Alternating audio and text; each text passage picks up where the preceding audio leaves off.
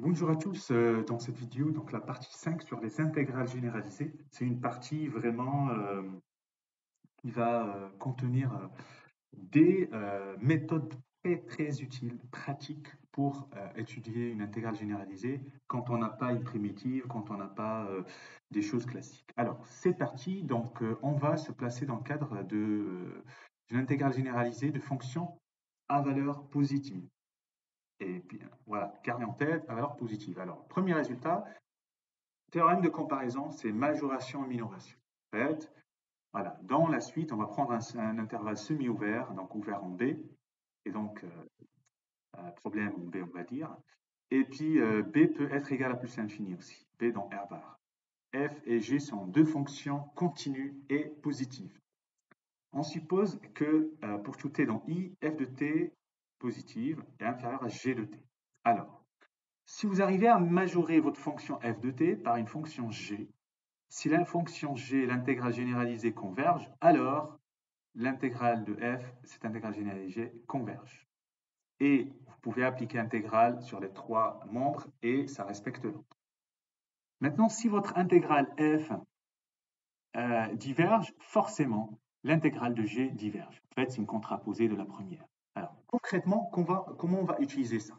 Alors, voilà, j'ai préparé deux exemples. Alors, le premier, alors on a t, on intègre de 1 plus l'infini, problème en plus l'infini. Voilà. Donc t plus grand que 1, ok? Donc racine de t sur t4 plus 1 est plus petit que racine de t sur t puissance 4. Alors, j'espère que c'est clair, parce qu'en fait, le dénominateur, bah, alors, t4 plus 1, c'est plus grand que t4. La fonction inverse, 1 sur t4 plus 1 est plus petit que 1 sur t4. Et on a t plus grand que 1, donc c'est non nul, je peux diviser par t4. Et je multiplie par racine de t qui est positif, donc racine de t des deux membres, et ça me donne le résultat sans problème. Mais en fait, le fait de faire cette manipulation, on arrive à cette quantité à droite, là. C'est quoi ça? Ben, si je regarde racine de t intégrale de 1 plus l'infini de racine de t sur t4 dt. Donc ça, je peux simplifier encore, 1 plus l'infini, et puis 1, t puissance 4 moins 1 demi, parce que racine de t, je vous rappelle, racine de t, c'est t puissance 1 demi. Ben, c'est les règles de puissance, et donc, en fait, vous avez une intégrale de Riemann. Donc Riemann, avec alpha 4 moins demi, c'est 3 demi. Non, qu'est-ce que je raconte? 4 moins 1 demi, donc c'est 7 sur 2. 7 sur 2, et c'est plus grand que 1, donc c'est convergente. Convergente, voilà. Riemann, donc j'écris ça, alors, Riemann, ok. Alpha égale 7 sur 2, c'est le 4 moins 1 demi, donc convergente. Et d'après le résultat juste avant, bah, si la plus petite converge, forcément l'intégrale de départ converge. Donc l'intégrale de 1 plus l'infini de racine de t sur t4 plus 1 dt converge. Voilà, vous voyez quelle puissance de cette technique. Alors maintenant la deuxième, l'intégrale de e à plus l'infini de ln de t sur t puissance 0,2. Alors je peux utiliser les intégrales de Bertrand. Vous voyez, je vais juste écrire à côté ça encore, c'est quoi? C'est l'intégrale de e à plus l'infini de 1 sur t puissance 0,2 ln de t puissance moins 1 dt. Et c'est une intégrale de Bertrand. Donc alpha égale 0,2, bêta égale moins 1. Problème en plus l'infini, on est d'accord? Donc divergente, car alpha égale 0,2, strictement inférieur à 1. Voilà. Alors qu'il faut que alpha soit strictement supérieur. Alors regardons la correction. On peut utiliser une minoration cette fois pour montrer, donc voilà, puisque t est plus grand que e, vous intégrez de e plus l'infini, ln de t, on applique des deux côtés, ln de t c'est pas ln de e qui est égal à 1. Donc, je divise par t puissance 0,2, c'est positif puisque c'est supérieur à e, ln de t sur t puissance 0,2, supérieur à 1 sur t puissance 0,2. Je vous rappelle encore, ce sont toutes des fonctions positives. Là aussi, j'ai oublié de vous le dire.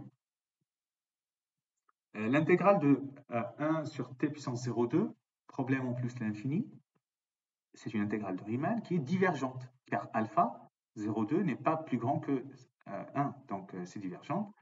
Et donc, qu'est-ce que j'obtiens? Cette fonction, c'est ma fonction f, et ça, c'est la fonction g. Si f diverge, l'intégrale de f diverge, alors celle-là diverge. D'où le résultat. Voilà. Alors, donc maintenant, domination et négligeabilité. Alors, c'est un résultat très important. C'est par rapport à petit taux et grand taux. Si f est un grand taux de g au voisinage d'un b, ça veut dire f est majoré par une constante m fois g et une constante positive, ben, on va appliquer ce qui était avant. Donc, si l'intégrale de g converge, alors l'intégrale de f converge. Si l'intégrale de f diverge, alors l'intégrale de g diverge. Si f est un petit taux de g, ça veut dire la limite au voisinage de b, la limite de f sur g quand x tend vers b, c'est 0. Ben, c'est encore le même résultat. Si l'intégrale de g converge, alors l'intégrale de f converge. Si l'intégrale de f diverge, alors l'intégrale de g diverge. Alors ça va vraiment nous donner la règle, ce qu'on appelle la règle de x puissance alpha. C'est vraiment ça. Pourquoi? Parce que, regarde, on vous dit soit alpha strictement soit A. Si la limite quand x tend vers plus l'infini de x puissance alpha fois votre f de x, si cette limite vaut 0, alors la fonction, l'intégrale de a plus l'infini de f de x dx converge. Alors, pourquoi ça? Alors, je vais expliciter juste ça. X alpha, f de x tend vers plus l'infini. Ça, c'est pareil que la limite quand x tend vers plus l'infini de f de x. Et puis, je transforme en 1 sur x puissance alpha. En fait, c'est exactement la même chose. Divisé par une fraction, c'est multiplié par l'inverse. Et dire que ça, c'est 0, ça revient à dire que f de x, c'est-à-dire que f de x, c'est un petit taux de 1 sur x alpha. J'ai appliqué exactement cette définition. Voilà. F est un petit taux de g si la limite de f sur g quand x tend vers b égale plus l'infini. Et ben voilà, si vous avez f est un petit taux de 1 sur x alpha et alpha strictement supérieur à 1, ben, l'intégrale de 1 sur x alpha en plus l'infini pour un a supérieur à 0, ça converge parce que alpha plus grand Riemann. Vous voyez? C'est la raison pourquoi, voilà, donc on peut utiliser cette technique. Si alpha maintenant strictement inférieur à 1 et la limite quand x tend vers 0, donc vous voyez le problème en 0, x tend vers 0, x alpha égale f de x fois f de x égale 0, alors l'intégrale de a0 à a, f de x dx converge. Alors exemple, alors si je vous demande de justifier que l'intégrale de 1 à plus l'infini de exponentielle moins x carré dx converge. Ben, en fait, il suffit de faire la limite quand x tend vers plus l'infini. De x puissance, une puissance alpha plus grand que 1, on va prendre x carré, exponentielle moins x carré. Est-ce que ça vaut 0? 0 par croissance comparée. Croissance comparée. Bingo, c'est fini. Donc, l'intégrale de exponentielle moins x carré dx converge. Voilà, c'est fini.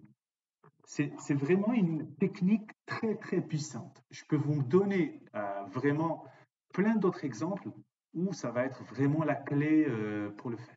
Voilà. Donc gardez cette technique. Je ferai même une vidéo spéciale juste pour cette technique pour vous montrer que c'est très puissant. Alors, l'objectif, c'est vous donner un petit peu ce qui reste.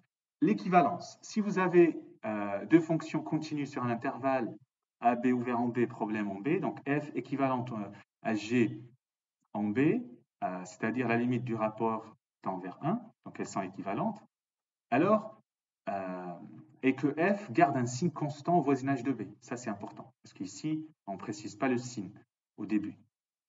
Alors, il en est de même pour G, et les intégrales généralisées sont de même nature. Voilà. En gros, regardons un exemple, c'est plus simple. On veut la convergence, la nature de l'intégrale de 0 à 1 arc tangente x sur racine de x. Problème en 0, parce que vous divisez par 0, voilà. Or, arc tangente x est équivalent à x. Donc, arctangent de x sur racine de x, c'est équivalent à x sur racine de x qui est égal à racine de x.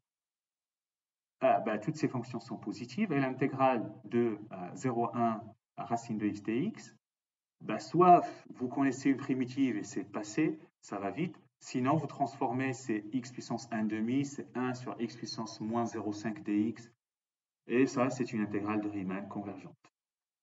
Bien sûr en 0, parce que alpha moins 0,5 strictement alpha. Donc l'intégrale elle converge.